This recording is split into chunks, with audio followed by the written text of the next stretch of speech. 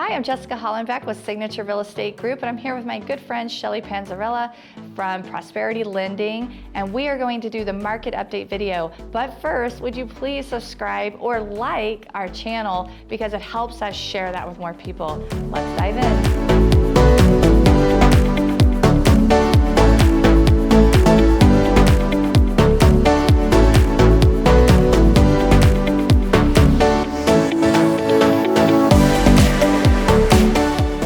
Going over the market data, we now have a new median home price, right, of 410,000. I sure wish it was like a year and a half ago, right, but it's not. So 410, new record high every time it goes up, just a small increment. We're always making a new record. That is just like a 1% increase. So very, very, very small increase. And if you look really closely at the graph of the last few months, we're going to notice that the last 4 months have been relatively flat. So take a look at the graph when we put it up. It is relatively flat for 4 months. What do you think that means? Well, I think we also have to pay close attention to flat, because I think a lot of people are freaking out hearing the number hasn't gone up as much, but flat just means that it stabilized is what, we're starting to stabilize. And I don't even know if you call it stabilization, but it definitely is not the huge increase that we've seen, and it's also not a decrease, right? That's right. Yeah. That's exactly right. The prior months, about 6 months before, we had that 10,000 increments every 6 months. So that was rapid fire. I mean, that was like, wow, I cannot believe it's going up that much. And interest rates were fueling this demand and all these things. So we're kind of seeing this little bit of leveling off, which makes sense with it being seasonal and things like that too. So number of closings, well, we actually have a small decrease of 4%. So the number of closings was down to 3,077, like not really down much at all. But from a year ago, that is also down just as much from a year ago, so about 4.6%. So I honestly would say this is just seasonal, normal. It typically slows down in the fall months. I think our frenzy is now past us. And we had such an influx of people moving from out of state, right? That has slowed down a little bit. Yeah, I would agree. And the seasonality aspect of it, because it's typical every year, right? Everybody was getting settled in for school, so you saw that big boost towards like end of August, beginning of September, and things kind of settled down a little bit. And then now, for sure, this is a seasonal holiday side. Do you think, does it start to pick up again in February? That's usually when we start to see it. Actually for me, a lot of times I see an increase right after the new year. Yeah. But really February, March, we're going to see it in the graphs. Yeah. So it just depends. I mean, I don't slow down in the winter months. I talk to people. I actually try to help my clients realize that's a great time to buy or sell, both, because there is shortage of inventory no matter what. So also houses that sit on the market a little longer, these people are like, oh, I don't want it sitting on the market. So a listing that's gotten a little stale might negotiate a little more in these months. That's at least been my ammo. Yeah, and also from the buyer side, those that are actually looking right now are serious buyers that have to get into a home or close for whatever reason. So, exactly. Yeah. I think it's also attributed to your success on how you maintain. You're always, constantly working and doing things. Most realtors probably take, just like most people, right? Take the holidays off, so to speak. And so that's why your January, February usually. This year was pretty high, right? Right. Last January, we held 10 buyers. Yeah, that's awesome. I held 10 buyers. I didn't even really have the team intact fully. That's awesome. And it was craziness. But that was the start of that massive jump. That's true. And I'm so happy for all those people because they really got in at such great times. But I actually think even now it's still great buying season because let's talk about interest rates for just a moment before we go to the other data. Yeah, I mean, rates have actually, so in this month since our last marketing segment, they went up a little bit. So we saw like a 0.25% increase, but then they've just come down. So we're back down. We went into we were in the high 2s, so you could, depending on credit, about 3%. We got into the 3.25% range, and then we're back down, dipping below the 3%, which is good. A lot of that is honestly, the emotion about inflation was brought out. The Fed talked about tapering back on interest rates. And so just like the stock market, it's super emotional. And I think that's kind of what we saw, this little blip in interest rates. So That's right. I think all those things are completely accurate, and it just goes to show that as long as these rates stay relatively low and low like they are now, it is still good times for people to make moves in their lives, whether they're selling to get a new home or they're buying, etc.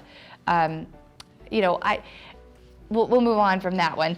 So number of new listings down a little bit. Not surprising. Again, that's kind of normal this time of year. So when you see the graphs, you will see that they go up and they go down. Every season, every 12 months, you're going to see that lower number of sales and number of listings in those winter months that we're going into right now. So does the notice of defaults and notice of sales, I know those are before they actually get listed, but do those actually act as listings that would be No.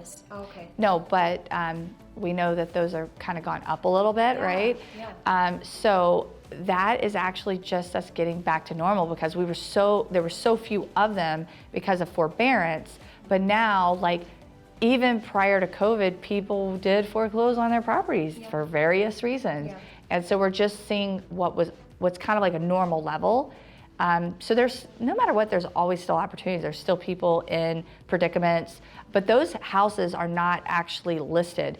So I was going to talk about Zillow because they had some really big news of shutting down one of their segments, and it made their stock prices drop dramatically, which was the flipping business. But Zillow posts, and so do a few other sites like Realtor and all these other ones, they post the notice of defaults on their sites, but they're not listings. They just, because it's public record, it's a notice of default. It's filed, right? It's public. So, there are businesses, flipping companies that will pursue them. There are realtors that market to that type of person. Let me help you out of your situation. You probably have equity.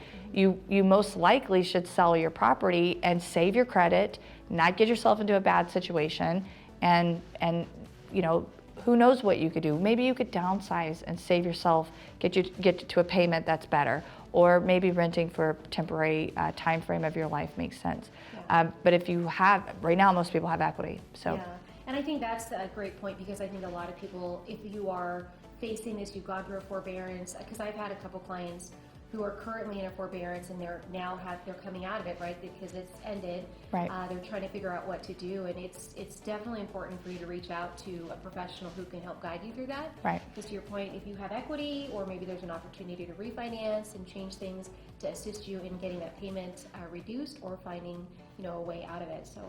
Yeah, the key is ask questions Absolutely. to the people that you trust and that will help you, because there's multiple paths. There's never just one, like, oh, you have to do that.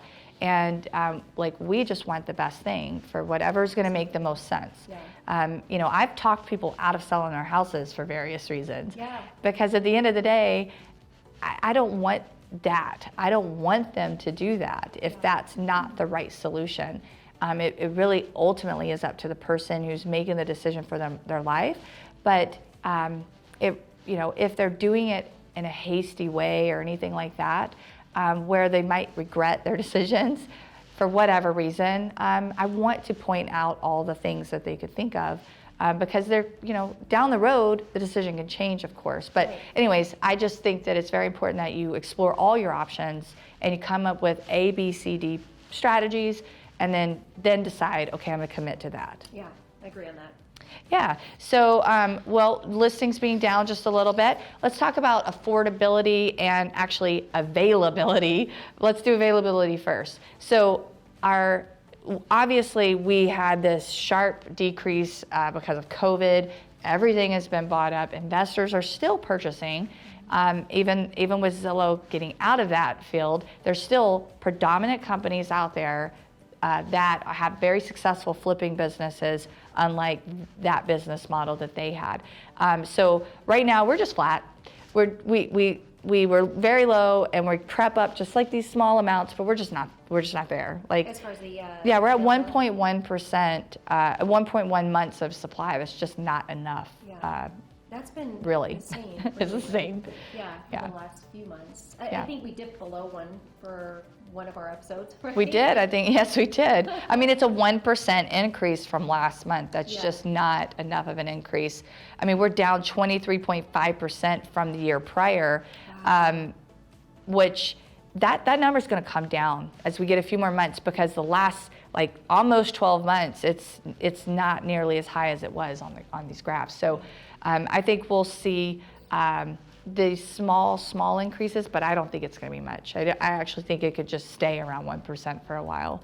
So even with the NODs, which would at some point potentially go into maybe a sale, right? If you're saying, Right. hey, if you need help, that would help to increase that a little bit? Yeah, like 1 or 2%. probably Like take it, really, right? We yeah. I mean, it's not a lot. Yeah. So let's talk a little bit about why is this an issue? Why do we have such few homes? What's the big underlying cause here? Well, the actual underlying cause is from years ago. I mean, this is my idea of this, okay? So when we had that housing shortage or housing crash in 2008, the builders just stopped building, and we should be building so many more homes. The permits were never there. Even building supplies were at lows, but the builders just kind of were like, nah, they didn't build as much. And eventually that stuff catches up. And so we are just at a point where how many years will it take to build enough homes fast enough?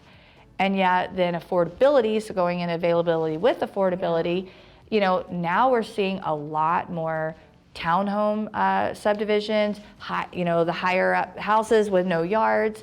I live in Summerlin, and I literally see those houses going up. I just saw a new one release. They're in interest list.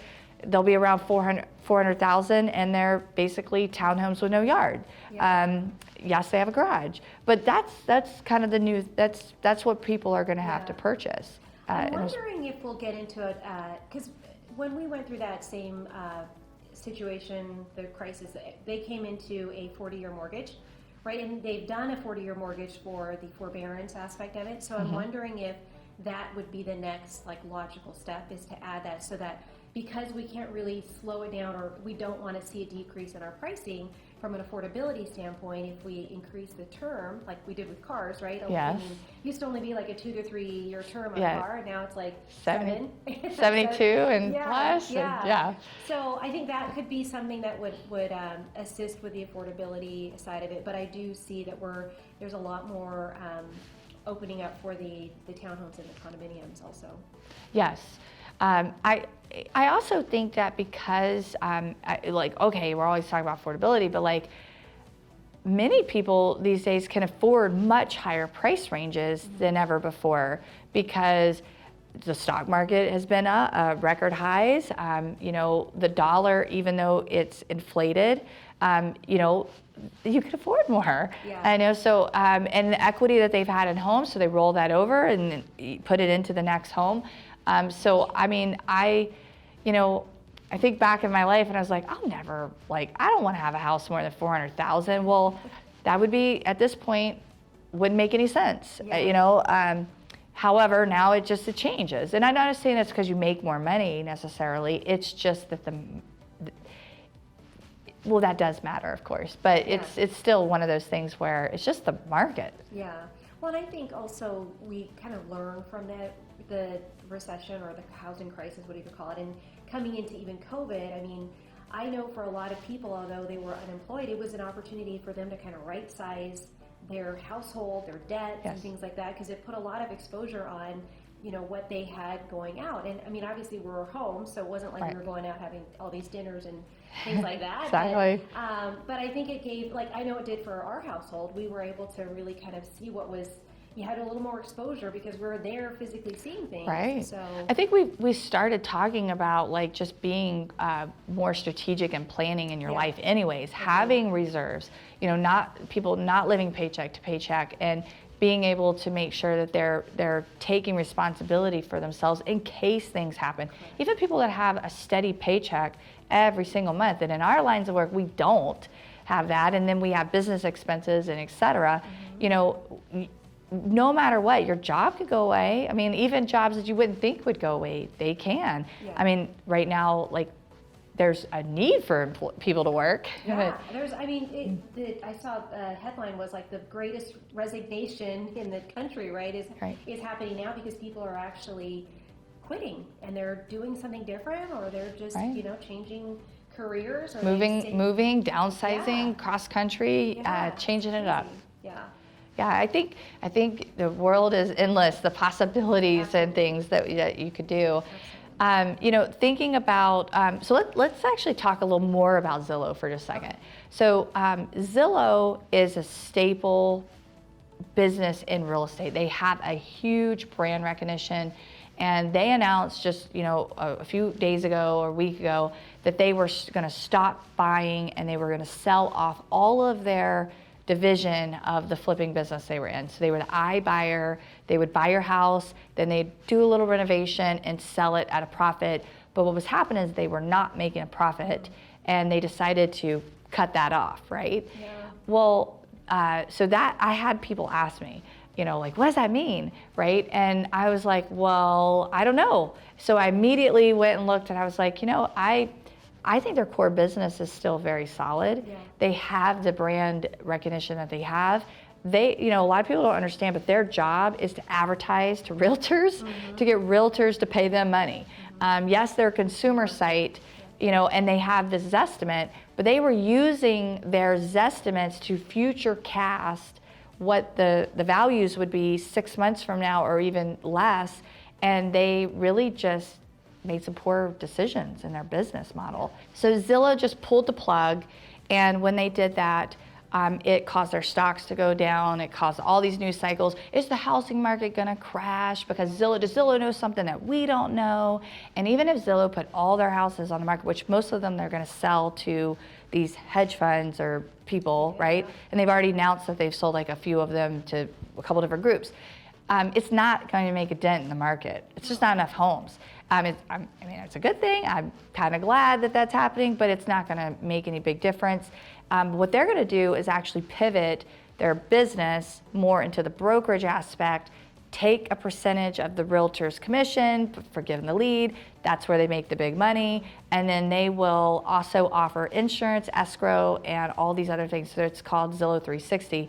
So if you do a little research, you'll realize they just decided to cut a loss because they were going to lose it anyways. So they might as well lose it just really quick, pull the Band-Aid off, move on, go to what works.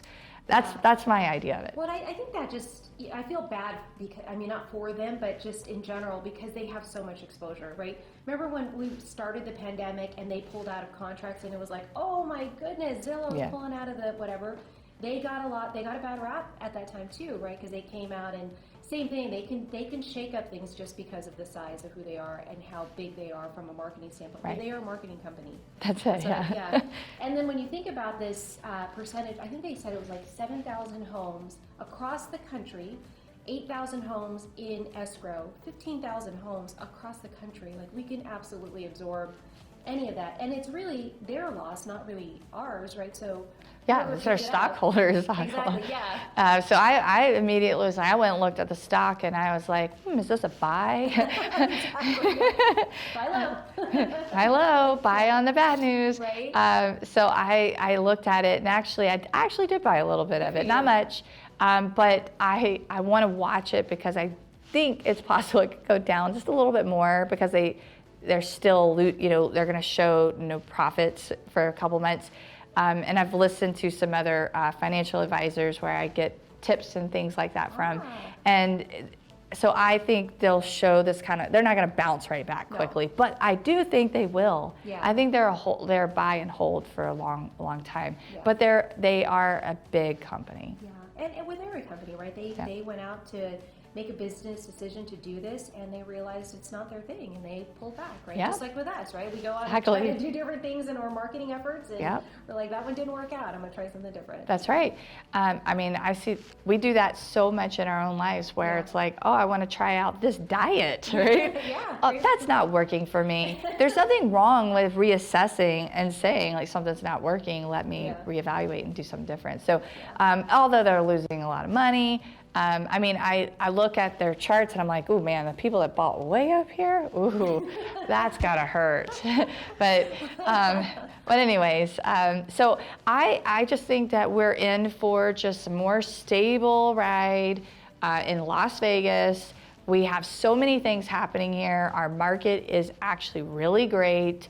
My predictions, more of the same. Yeah, That's it. I think people that want to sell, sell. Whatever you're going to do, do it. Yeah, do it because you want to do it. Like, don't try to overly predict anything. I just think it's just going to be very steady right now. But who knows? I mean, there's other things that are always happening that we don't know. So my advice to anyone is, do what makes your heart happy right now. She's all about the joy right now. That's right. Yes. I would agree. I think we might start to see something coming into the first quarter of the next year just because of interest rates. But I also think we'll be into a selling season, so it might actually kind of contradict each other. I don't know whether counterbalance maybe. That's a great word. Each other at that point. But I'm not seeing anything really slow down from pre-qualifications, and I'm seeing more homes, come to the market that are actually a little bit more affordable, even though they are townhomes. So I think it's still going to be a lot of the same. Yeah, I mean, for buyers in general, like if you're going to pay, rents are skyrocketed high right now. So like, if you're going to pay that money anyways, like if you hold a house for quite a while, you're winning. Absolutely. You're just winning. So no hesitation for those people that are sitting on the fence. It's a long game. It's all a long game. And I would say if you really do, if you're having doubts or questions about it, and the videos are not enough, definitely reach out to us. Right. Because again, working with a professional to talk through what's the best for you is the most important thing. And we have interactive tools for like these graphs where we can change the overlay and like play with it.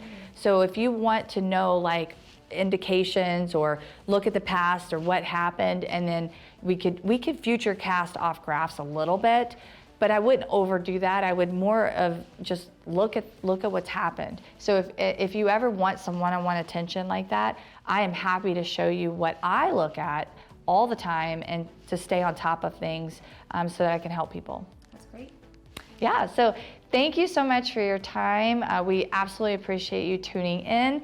If you haven't already, please subscribe to our channel and like it. Liking it actually helps us a lot too, so please do that. And thanks again. Have a great day.